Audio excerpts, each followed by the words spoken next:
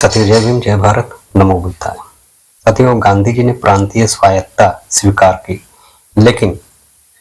मैं यह कहने का साहस कर रहा हूं कि गांधी ने पहले ही खुद को ब्रिटिश शासकों की दयालु बाहों में हाथ पैर बांधकर सौंप दिए। यह कहना है डॉक्टर बाबा साहब भीमराव अंबेडकर का।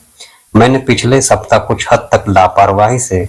भारत के लिए स्व शासन की नई योजना की पहली किस्त के रूप में प्रांतीय स्वायत्तता पर सहमति के लिए लॉर्ड लोथियन के साथ गांधी के गुप्त समझौते का उल्लेख किया था। बेशक गांधी ने चतुराई से इस समझौते को इस शर्त के साथ टाल दिया था कि वे स्वशासित प्रांतों और राज्यों के प्रतिनिधियों को अंततः एक संविधान सभा बनाने के लिए आमंत्रित किया जाना चाहिए, जो भारत के नए संघीय संविधान का मसौदा तैयार करने के लिए अधिकृत होगी।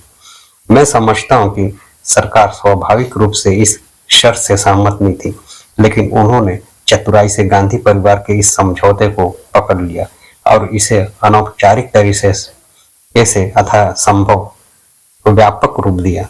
बेशक तेज बहादुर सप्रू और श्री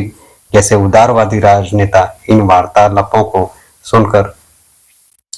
जयकर बहुत क्रोधित हुए और गांधी जी के साथ बहुत गर्मागर्म बहस में उलझ गए। मुझे बताया गया कि जयकर विशेष रूप से कांग्रेस के पूर्ण अधिकारी के प्रति उग्र थे और बताया जाता है कि गांधी ने गर्मजोशी से जवाब दिया था कि उन्हें जो पसंद है वह करने के लिए वह पूरी तरह से स्वतंत्र है और उन्हें पूरा यकीन था कि वह कांग्रेस से उस बात पर सहमत हो जाएंगे जो उन्हें पसंद है। जब मामला प्रेस में लीक हो गया तो स्वाभाविक रूप से गांधी ने इस गुप्त समझौते से बाहर निकलने की पूरी कोशिश की, क्योंकि सरकार निश्चित रूप से उस शर्त पर सहमत नहीं थी जो उनके समझौते का अभिन्न अंग थी।